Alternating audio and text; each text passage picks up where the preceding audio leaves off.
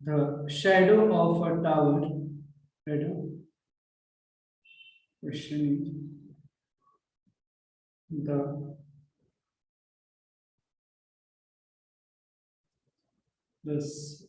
shadow of the shadow of a tower when the angle of elevation of the sun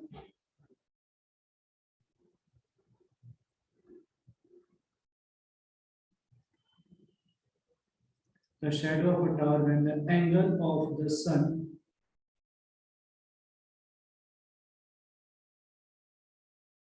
is 45 degree. The shadow of a tower when the angle of the sun is 45 degree is found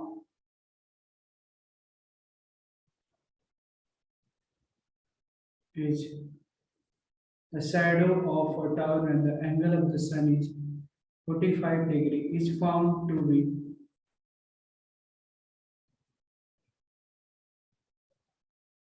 is found to be 10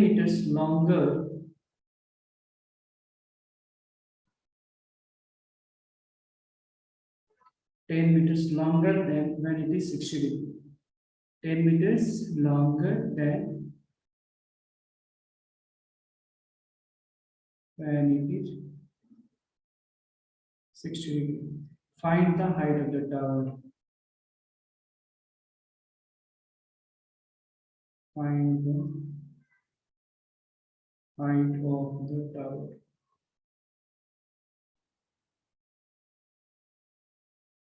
Okay, I'll read the question once again. The shadow of a tower when the angle of the sun is 45 degrees found to be 10 meters longer than when it is 60 degrees. Find the height of the tower.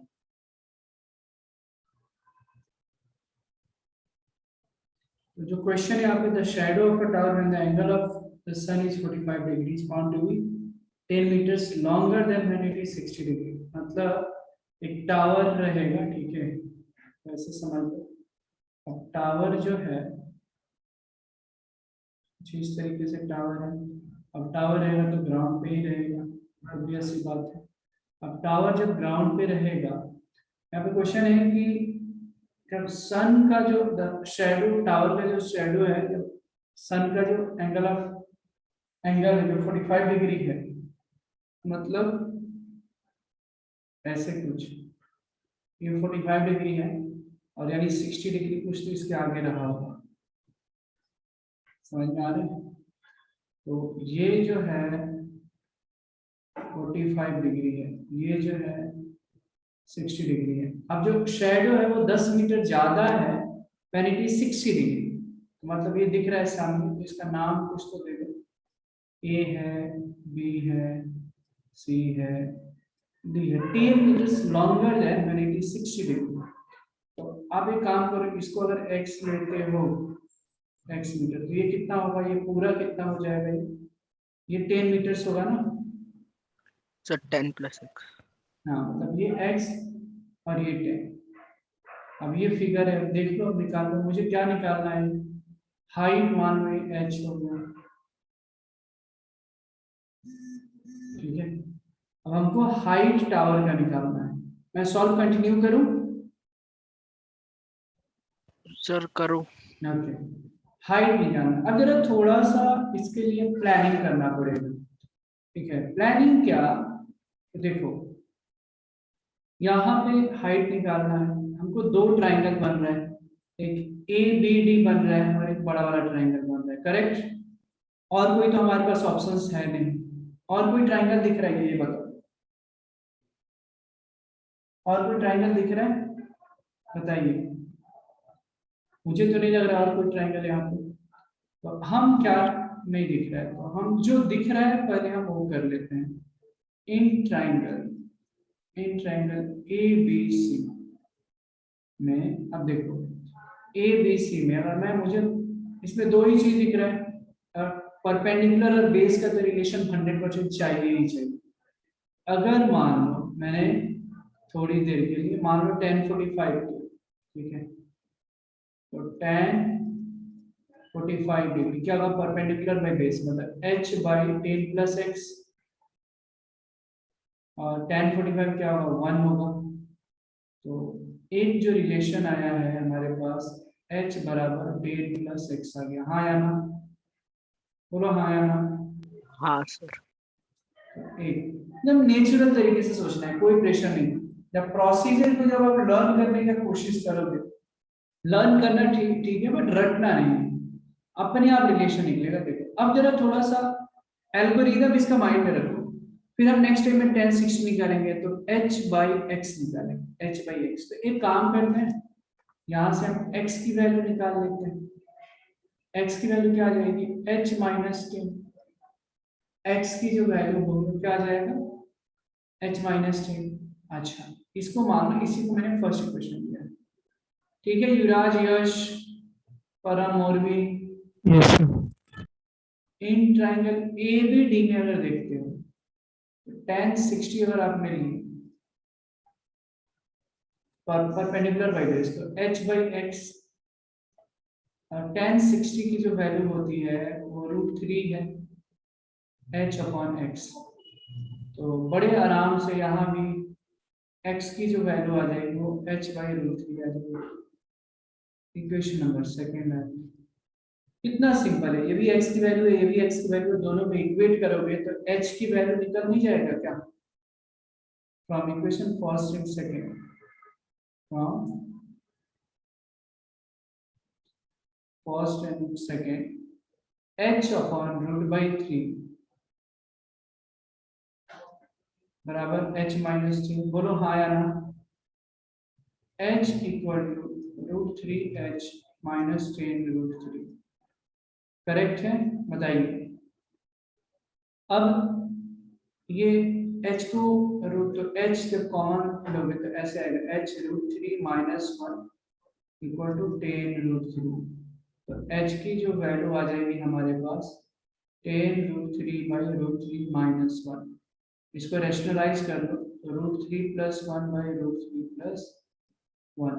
इसको multiply करोगे 10 √3 into √3 30 आ गया, और plus 10 √3, और ये a minus B plus B square minus B square, तो √3 का square 3 minus 1 2 आ गया।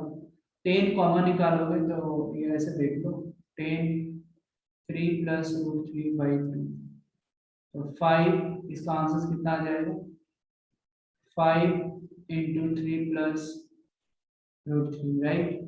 अब √3 की वैल्यू 1.732 रखनी, तो 5 इंटू कितना आ जाएगा देखो, 3 √3 का वैल्यू 1.732, तो कितना आ जाएगा 4.732। अब मल्टीप्लाई करो कितना आ जाएगा, 5 2 10, 5 3 15 1 16, 7 30 36,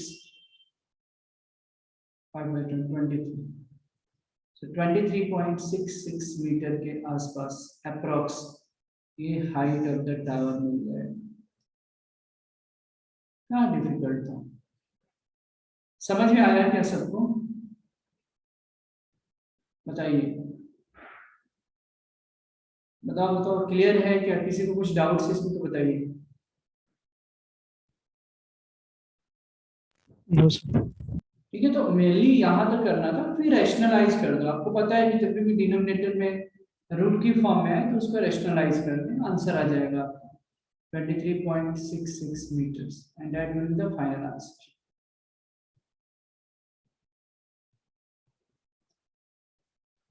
एक डाउट था हाँ बोलो। सर, मैंने भी ऐसे किया बट मैंने वो हम्म। थोड़ा गलती कर दी। हाँ सर, अब नेक्स्ट नहीं सर, फिर अभी आपने दोनों इक्वेशंस निकाल ली, मैंने बस ऐसे रख दिया था, मतलब h/10 plus X is equal to 1, और हाँ √3 इज इक्वल टू h/x, फिर दोनों को डिवाइड कर दिया था। हम्म। सर आप करोगे क्या?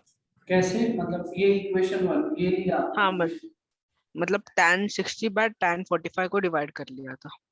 अच्छा, ओके ठीक है, कर लेते हो। मतलब 10, मतलब यहाँ पे 1/√3 आ जाएगा फिर, है ना, लेफ्ट हैंड साइड में 1045 1 और 1060 √3। नहीं वैल्यू, नहीं नहीं नहीं सर, tan 60/tan 45 ही करो सर। हाँ मतलब √3 आ जाएगा फिर लेफ्ट हैंड साइड में, राइट। हाँ चलो तो मैं ओके, मैं यहाँ पे साइड में करता हूँ, यहाँ पे आ जाओ। तो √3, ठीक है। हाँ सर, तो √3 is equal to h by x by h by 10 plus 3, h/x h by x by h by 10 plus 10 plus x। h/10 plus x, हाँ, h/10 प्लस x सिंपल है, तो h/x जैसे लिख रहे हो तो ये 10 प्लस x ऊपर जाएगा और नीचे h आएगा, तो h खत्म। हाँ तो √3 इक्वल टू, तो हाँ ठीक तो है, यहाँ से x की वैल्यू निकाल लोगे और क्या। हाँ सर, वही किया मैंने, तो x की वैल्यू आती है 10√3 प्लस 1/2। √3x 10 प्लस x, तो ये x कॉमन ले लोगे तो √3 minus 1 equal to 10, x equal to आ जाएगा 10/√3 माइनस 1, इसको रेशनलाइज कर दो, ठीक है, तो आ जाएगा 10 इंटू √3 प्लस 1/2, तो ये आ जाएगा 5 इंटू √3 प्लस 1। हाँ जी बोलिए, ठीक। तो ये x की वैल्यू निकली तुमको, सर इसको ऐड करना पड़ेगा ना, किसको? तो मतलब 5√3 प्लस 1 को ऐड करना पड़ेगा ना आप 10 कर के साथ। सकते हो, बट अभी आपको हाइट निकालना था ना। तो उसे 10 के साथ ऐड करना होगा ना, मतलब हमारी h is equal to 10 plus x की इक्वेशन आई थी। अच्छा, ओके ओके, अच्छा h equal to 10 plus x, हाँ बराबर, तो 10 ऐड करना पड़ेगा, करेक्ट। तो आना तो चाहिए, क्या दिक्कत है फिर। देखो ये 5 इंटू ये 1.732 रखोगे तो दिस विल बिकम 2.732 प्लस 10, आए आ तो रहा है, 5 2 10, 5 या 15 1 16, 7 5 तो 35 26। 23.65। अच्छा, ओके, इसका मतलब अरे भाई, एक minute, h equal to 10 plus x है। गुड क्वेश्चंस, तो कुछ तो सर इसमें तो भी सही है सर, सर सही है, ठीक। 26.65 आ रहा है, तो अच्छा, सर अरे ठीक है अप्रोक्सीमेटली ना, सही है। अच्छा हाँ सॉरी, हाँ ठीक तो है ना, मैं भी क्या कर रहा हूँ, ये ठीक तो है ना, ये 5 ये 13 हो रहा है, सॉरी सॉरी, ठीक तो है, मुझे लगा कि 20 मतलब अलग ही आ रहा है, तो बराबर है, h हाँ सेम सर। सेम आंसर आ रहा है। सर मतलब वो पॉइंट के बाद थोड़ा चेंज होता है तो चलता है ना। हाँ हाँ हाँ, वो चलेगा, कोई दिक्कत नहीं है, ओके सर। ठीक है। हो गया क्या, वो क्वेश्चन समझ में आया क्या सबको, ये वाली क्वेश्चन, अंडरस्टूड एवरीवन? युवराज, यश, प्रियांशु, मोरवी, परम, समझ में आया क्या? Hello, yes sir. बाकी स्टूडेंट्स, यश, कर्णका, मोरवी, परम, युवराज, Yes, sir. चलो ये लिख लिया आप लोगों ने, ये तो कैलकुलेशन था बस इसका, बताइए अगर आप लोगों ने लिख लिया होगा तो हम आगे बढ़ेंगे नेक्स्ट क्वेश्चन की तरफ। यस, लिख लिया। लिख लिया, चलिए ये क्वेश्चंस की तरफ जाइए। सेकंड जो क्वेश्चन है, a person observe the angle of elevation of the top of a tower is 30 degree, walked 50 meters towards the, ये एज है ना, एज 30 डिग्री है, ये as, he walked 50 meters towards the foot of the tower and along level ground and found the angle of elevation of the top of the tower as 60 degree, find the height of the tower, बताइए। ये भी लगभग वैसे ही है, similar तरीके का question,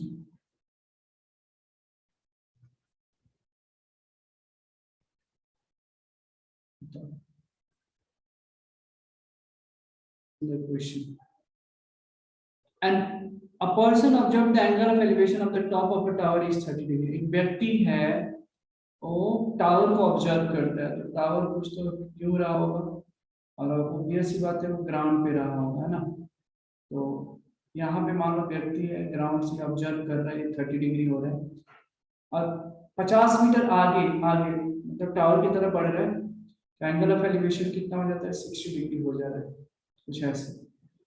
तो कहने का मतलब क्या है, ये जो है 30 डिग्री है और ये सॉरी ये जो है 60 डिग्री हो जाता है, ये जो है 60 डिग्री हो जाता है 50 मीटर आगे, मतलब ये 50 मीटर्स हो गया। इसको लास्ट क्वेश्चन की तरह एक्स मान लो, इसको एच नाम दे दिया, ए बी सी डी और ये एच ले लो। बस फिगर हो गया तो क्वेश्चन हो गया, बस थोड़ा सा ही तो प्लानिंग करना है आपको। देखो अब दो ही ट्रायंगल इसमें भी दिख रहा है, तो एक मैं क्वेश्चन क्यों लिख रहा हूँ, सॉल्यूशन लिख रहा हूँ। तो यहाँ पे अगर ध्यान से देख रहे हैं तो एक ट्रायंगल ए बी सी है, तो इन ट्रायंगल ए बी सी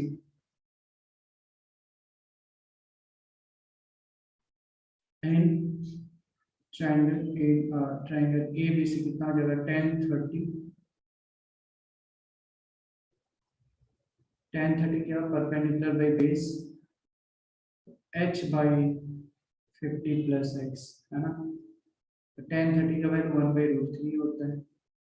तो हाइट ही निकालना है तो यहाँ भी आप x की वैल्यू h की टर्म्स में निकाल दो, √3 इंटू एच, x बराबर हो जाएगा √3h minus 50। You can consider it equation number 1. Same in triangle ABD है ना, फिर से अगर हम देखें तो इन ट्रायंगल ABD 10 60 हो गया, 10 60 तो परपेंडिकुलर बाई बेस तो h बाई x, ये h है, ठीक है, क्या है ये h, तो 10 60 की वैल्यू √3 है, तो यहाँ पे x की जो वैल्यू आ जाएगी that will become h by √3 है ना, x, हाँ जी। तो इसकी इक्वेशन नंबर सेकंड, दोनों इक्वेशन से हम इक्वेशन फर्स्ट एंड सेकंड दोनों को आप क्या करेंगे, इक्वेट करेंगे। तो फर्स्ट हाई कंडीशंस काफी नेचुरल, इसमें कुछ रखने की चीज ही नहीं है, बस फिगर को विजुअलाइज करके ड्रॉ करना। तो h अपॉन √3 बराबर √3h माइनस 50, ठीक है।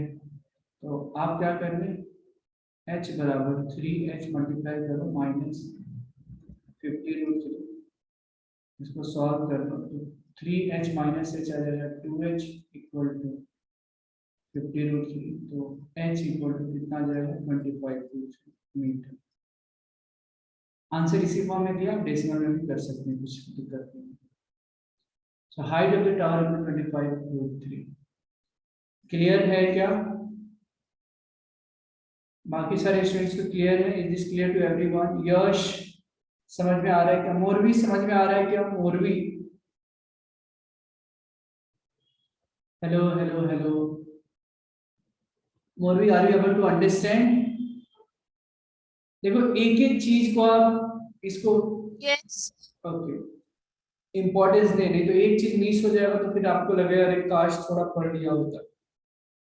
तो कुछ कंसेप्ट को मिस ना होने दे, जो चीज नहीं समझ में आ रहा बार बार पूछिए आप, ठीक है। यश समझ में आ रहा है क्या, यश? यश की आवाज नहीं आ रही है। युवराज आपको समझ में आ रहा है? Yes, sir. Param, are you able to understand?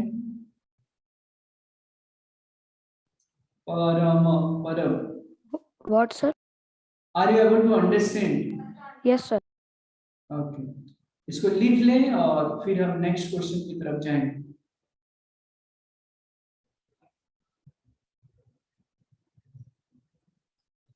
तो the question is the angle of elevation of a cloud from a point 60 meters above a lake is 30 degree and the angle of depression of the reflection of the cloud in the lake is 60 degree, find the height of the cloud। तो सबसे पहले important क्या है, पहले lake बना दिया करो भाई। तो ये मान लो हमने लेक बना दिया, ठीक है। अब ये नीचे कुछ तो रहेगा इसका रिफ्लेक्शन, मतलब ये पानी रहेगा और क्या, ये है ना, ये पानी है, अब लेक है तो लेक में क्या रहेगा, पानी ही रहेगा,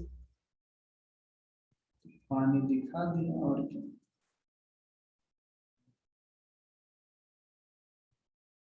करेक्ट।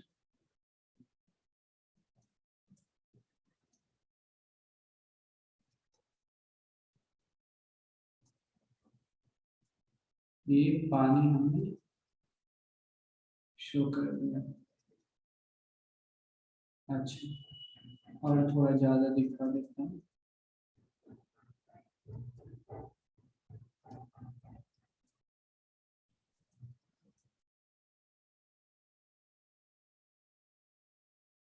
ओके, अब जो है लेक से 60 मीटर ऊपर है, लेक से 60 मीटर ऊपर जो है 30 डिग्री का एंगल ऑफ एलिवेशन बन रहा है। ठीक है, मतलब जो व्यक्ति है कुछ तो यहाँ पे खड़ा हुआ रहेगा और एक काम करते हैं, ये जो है कुछ तो फिगर बनाने की अगर कोशिश आप कर रहे हैं, ये देखते रहो। तो क्लाउड यहाँ पे इसके ऊपर 60 मीटर से ऊपर जो है कहीं ना कहीं बंदा खड़ा होगा यहाँ पे जो देख रहा है क्लाउड को। जी, ये क्लाउड हो गया, और जो 30 डिग्री एंगल ऑफ एलिवेशन बन रहा है सर जी, तो 30 डिग्री ये हो गया, ये 60 मीटर्स हो गया, ध्यान से देखना, ये इतना जो है वो 60 मीटर्स हो गया, और ये मान लो h है।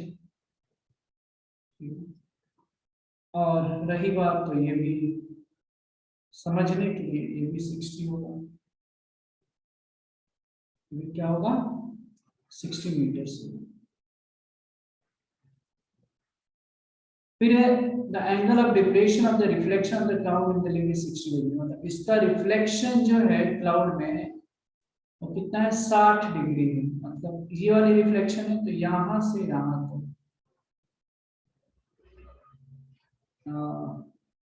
नहीं ना प्रियांशु, थोड़ा सा गलत हो गया है, कुछ तो आपने मिस किया है, कुछ चेक कीजिए। Height of the cloud, H की वैल्यू नहीं निकालनी है, लेक के सरफेस से निकालना है। ठीक है, तो अगर आपने वो समझा होगा तो ओके सर। ये जो होगा एंगल ऑफ डिप्रेशन हो गया 60 डिग्री। फिगर यही है, ये वाली लेंथ कितनी होगी सर, h प्लस 60 होगी, क्योंकि रिफ्लेक्शन है तो h प्लस 60 आ जाएगा, h प्लस 60 मीटर। यहाँ पे नाम देना है तो नाम दे सकते हो, ए दे दिया, p दे दिया, ए बी, ए बी, यहाँ पे सी हो गया, ये सी डैश दे दो चाहिए तो, और यहाँ पे m दे दो। अब बता दो मुझे, h प्लस 60 की वैल्यू चाहिए मुझे, मतलब h पहले आपको निकालना पड़ेगा, फिर 60 ऐड कर दो, बताओ जरा।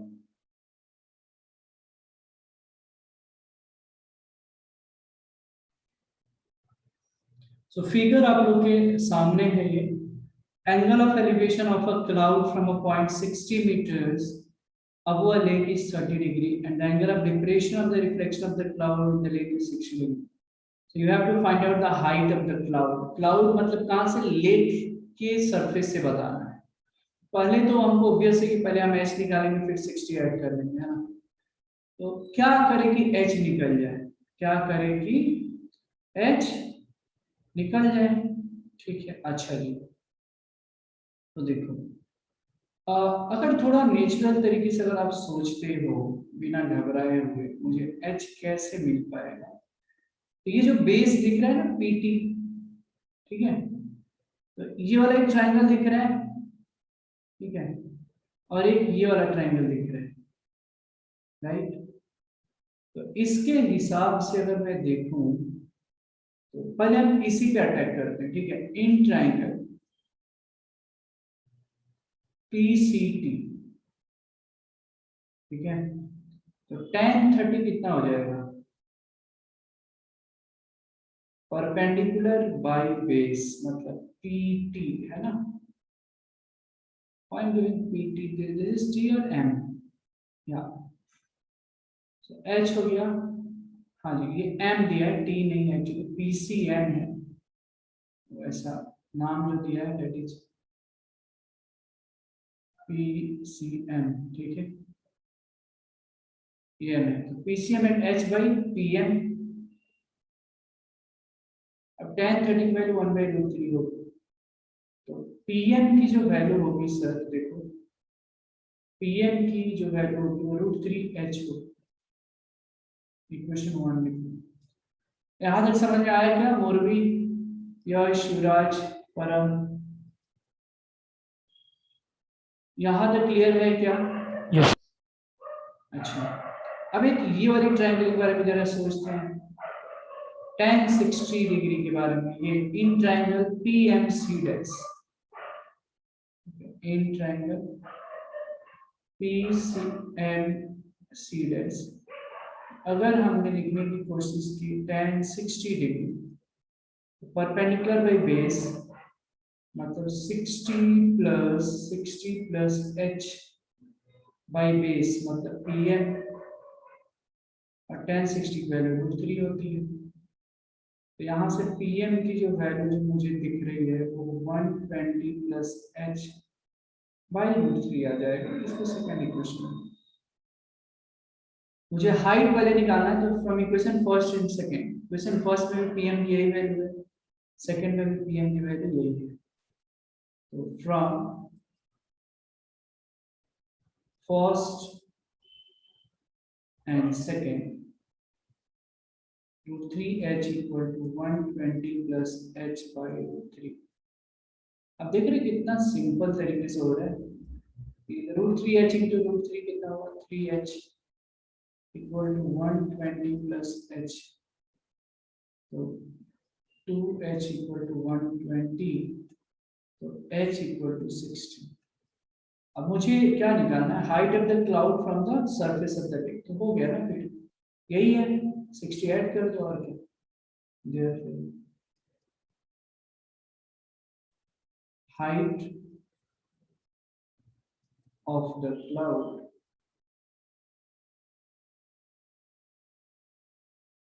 from the surface of the lake,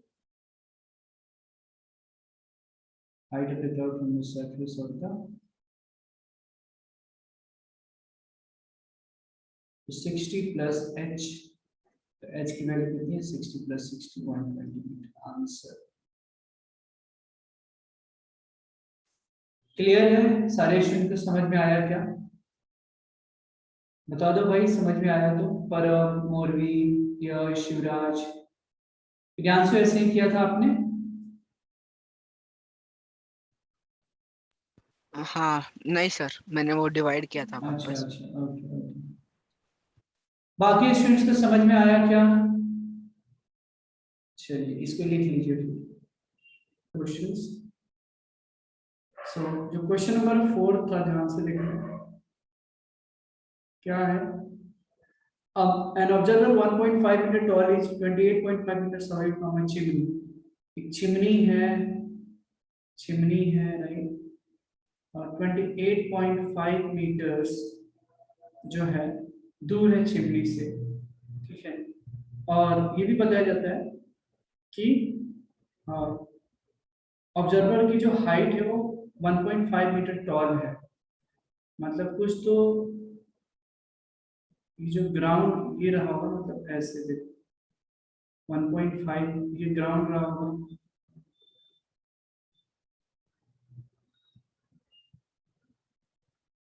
right, और ये भाई साहब रहे होंगे यहाँ पे, ये हाइट रहा होगा उस बच्चे की जो ऑब्जर्वर है 1.5 मीटर, और ऐसे तो एंगल ऑफ एलिवेशन कितना है 45 degree,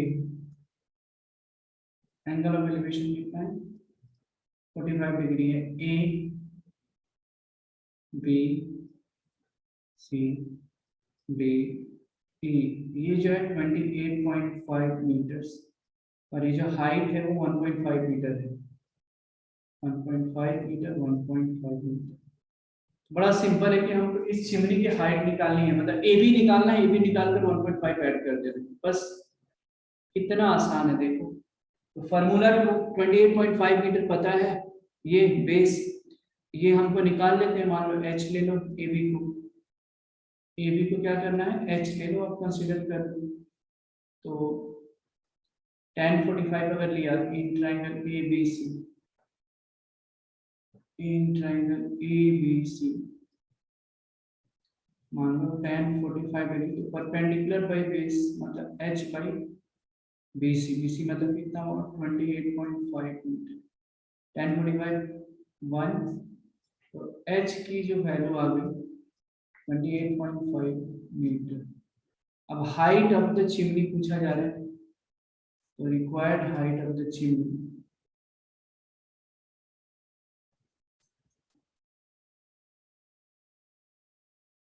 required height of the chimney will be 28.5 plus 1.5, simple. तो कितना आ जाएगा ये 30 मीटर, 30 मीटर आ जाएगा, यही आंसर हो जाएगा। तो चिमनी की जो हाइट होगी वो 30 मीटर्स होगा। क्लियर है सारे स्टूडेंट्स को?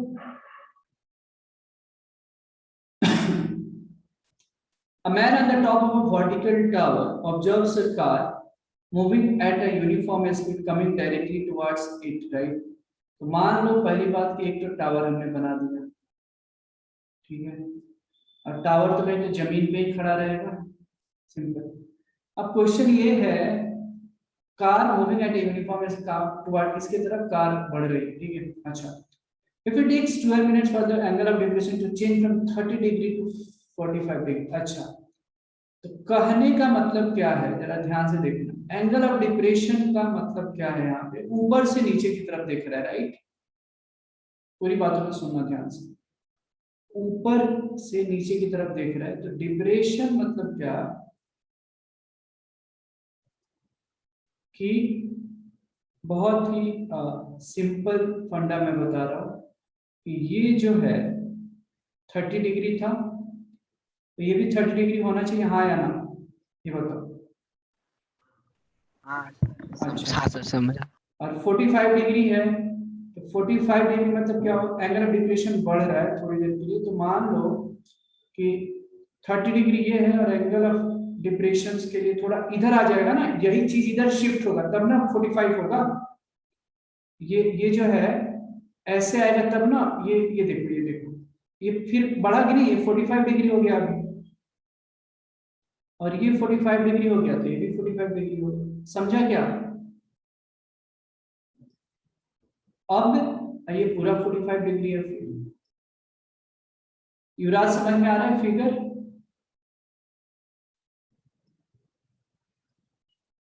नो सर, प्लीज समझाओ। नहीं, तो देखो सिंपल सी बात है, ये एंगल ऑफ, चलो एक बार मैं फिर से इसको कट करके बताता हूँ।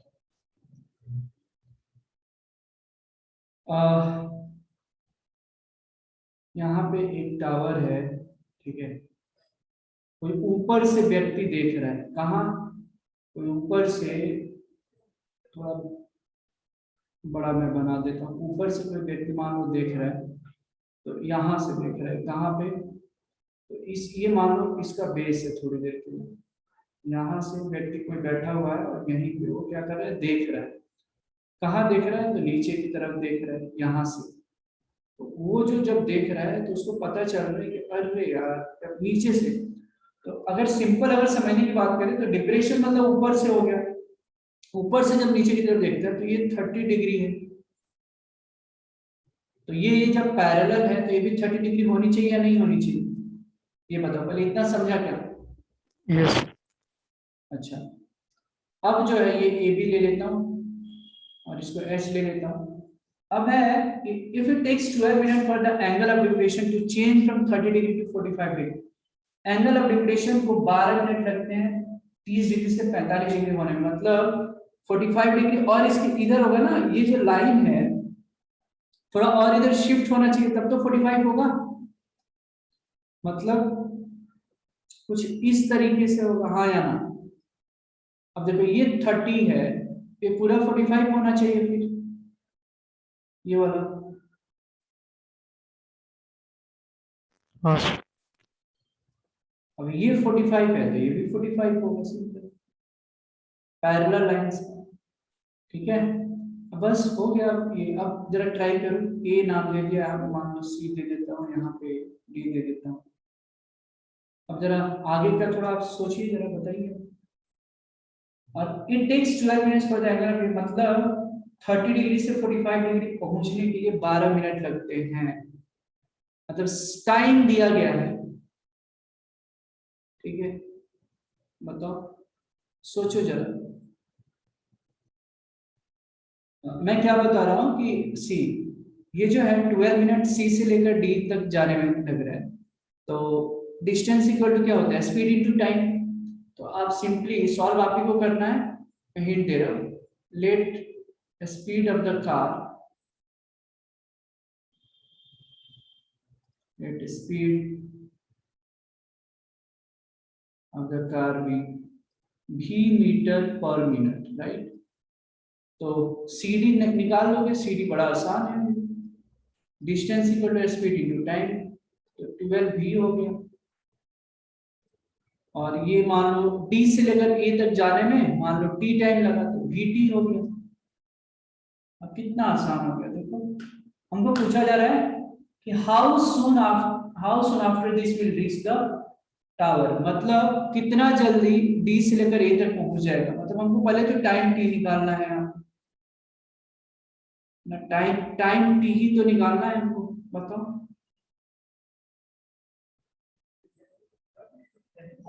स्पीड ऑफ द कार जो है v मीटर पर मिनट दे रखा है। CD टू, ये तो इतना समझ में आया है क्या, CD कैसे 12 भी हुआ, DA कैसे 50 हो गया, ये बताओ। ये बताओ, इतना समझ में आया क्या?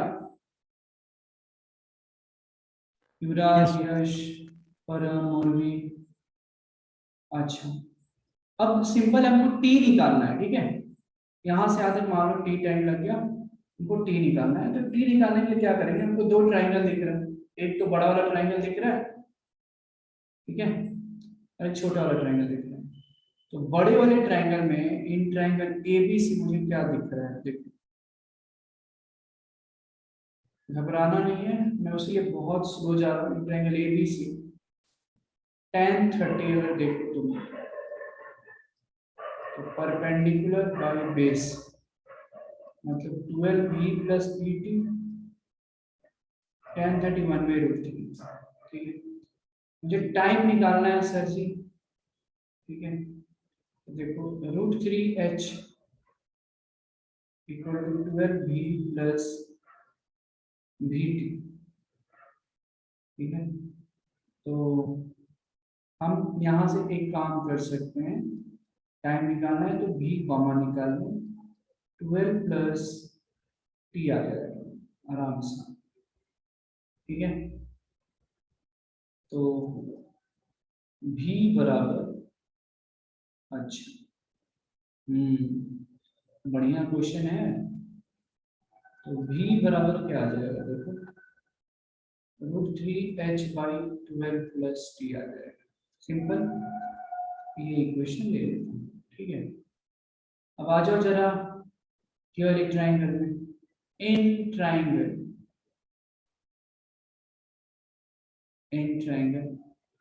क्या है, ए बी डी, तो tan 45 ले लो, perpendicular by base h by B T, tan 45 1, बड़ा आसान हो गया। देखो इसी से क्वेश्चन बहुत ही आसान बन जाता है। h बराबर वी टी है, ध्यान देंगे, h बराबर वी टी। तो ये वाली h की वैल्यू जो है इक्वेशन 1 में रख लो, देखो क्या होता है। Put in the value of h in equation 1, लिखना मत, पहले समझ लो।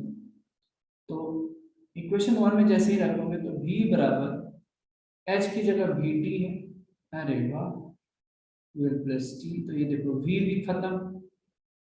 अब root 3 T equal to from 1 root 3 T equal to 12 plus T, हम टी कॉमन निकाल देते हैं, तो रूट 3 माइनस 1 बराबर 12, तो टी बराबर हो जाएगा 12 बाई रूट 3 माइनस 1, आप इसको थोड़ा रैशनलाइज कर लो, थोड़ा रैशनलाइज कर लो, तो ये क्या आ जाएगा 12 इंटू रूट 3 प्लस 1, ये a plus B into A minus B, तो A square minus B square 2 आ गया, सिंपल। क्या आ जाएगा answer 6 into root 3 plus 1 minute, ये टाइम है ना। आप रूट 3 की वैल्यू रख लो 1.732, मतलब आ जाएगा यहाँ पे 6 इंटू 2.732। हमको क्या यहाँ पे बोला गया है कि नियरेस्ट सेकेंड निकालना है, जितना मतलब पॉसिबल हो सकता है उसमें क्या करना है नियरेस्ट। तो ये कितना हो जाएगा, एक काम करें तो ये भी बराबर है, तो ये कितना आ जाएगा, ये देखो इसको मल्टीप्लाई कर ले, तो 6 दूनी 12, 19,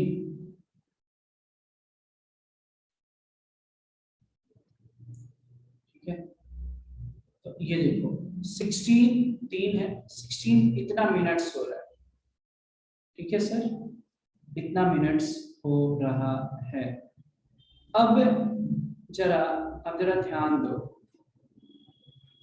16 मिनट्स 16.39 मिनट्स, तो हमको सेकंड में नियरेस्ट सेकंड आंसर देना है, तो 0.39 मतलब 0.39 मिनट्स में कितने सेकंड हो जाएंगे, तो 23 सेकंड्स आ जाएंगे, है ना। तो नेक्स्ट मैं इसको अगर सेकंड में करना है तो 16 मिनट्स प्लस ऐसे लिख दूं, यहाँ पे मैं नेक्स्ट पेज पे लिख देता हूँ, ऐसे आंसर है देखो,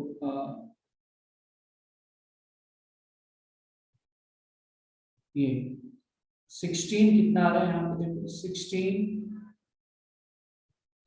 मिनट्स प्लस 0.39 मिनट्स, इसको सेकंड में कैसे 16 मिनट्स को तो ऐसे ही रहेगा, और प्लस 0.39 मिनट्स को इंटू 60, 1 मिनट में 60 सेकंड्स होता है, तो कर लो आप, तो 16 मिनट्स प्लस 0 9 6 या 54 कैरी 5 6 3 18 और 5 23, तो आ गया ना, यानी रिक्वायर्ड टाइम जो चाहिए था, है ना, जो मुझे टाइम चाहिए था कितना लगता है 16 मिनट्स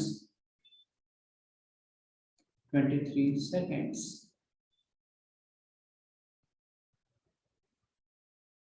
16 मिनट्स 23 सेकेंड्स, और ये आंसर हो जाता है। क्लियर है क्या, बताओ, is this clear to all of you? Yes, sir. तो आसान है, इसको अब आप अच्छे से लिख लो, कोई डाउट है तो आप पूछ सकते हो।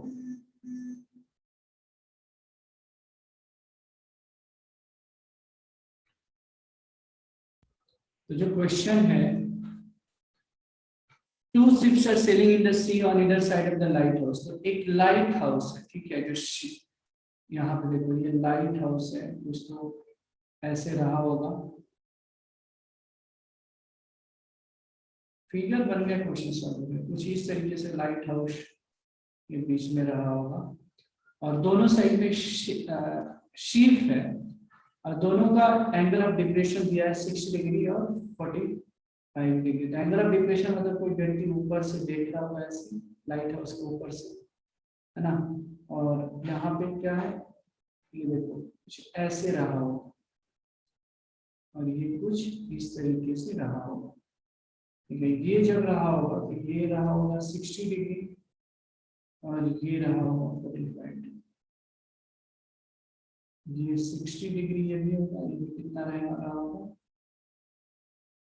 45 डिग्री, तो ये ए हो गया, ये बी हो गया, ये सी हो गया, और ये डी हो गया, इसको एच मान लीजिए हाइट, ठीक है। इसको क्या कर लेते हैं, एच कर लेते हैं। हमको क्या निकालना है, the distance between the sheep is, मतलब CD की जो वैल्यू जो दे रखी है, इन्होंने दिया है CD बराबर क्या दे रखा है, देखो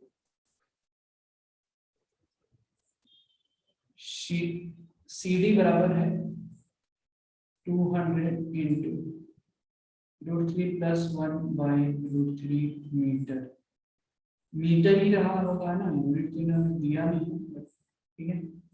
अच्छा, मुझे height of the light house निकालना है, ठीक है, height of the light house निकालना है। तो अब यहाँ पे क्या कर सकते हैं आप ही बताओ। यहाँ पे हम क्या करेंगे, एक ट्राइंगल है एबीसी अगर दिख रहा है, मुझे दो ही ट्राइंगल दिख रहे हैं, तो इन ट्राइंगल एबीसी tan 60 जो दिखेगा परपेंडिकुलर पे बेस होता है, तो h अपॉन BC हो जाएगा, है ना, राइट। tan 60 की वैल्यू √3 है, तो BC बराबर क्या हो जाएगा, h बाई √3, ठीक है। BC ले लिया क्या, h बाई √3 हाइट के फॉर्म में। फिर BD भी निकाल लोगे क्या, इन ट्राइंगल ABD। युवराज समझ में आ रहा है, यश मोरबी परम, in triangle ABD Yes, sir. जो है tan 45 निकालना, tan 45 परपेंडिकुलर बाय बेस, तो h बाई BD हो गया, और tan 45 1, तो BD बराबर कितना हो गया, h। अब देखो क्वेश्चंस के अकॉर्डिंग हम BC प्लस BD की वैल्यू दे रखी है क्या, BC प्लस BD की वैल्यू ये तो दिया है ना 200√3 प्लस 1/√3, यस सर नो, बताओ। BC प्लस BD की जो वैल्यू इन्होंने दे रखा है, हाँ या ना बताइए, बताओ। ये 200√3 plus 1/√3 addition between the sheet, मतलब ये दोनों शीट है यहाँ पे, आप इसके बीच का डिस्टेंस है, मतलब BC प्लस BD दिया है क्या, यस सर नो, बताइए। Yes, sir. तो बस BC का वैल्यू कितना है, h/√3 है, और BD का वैल्यू कितना है, h है, h निकाल लेते हैं यहाँ से।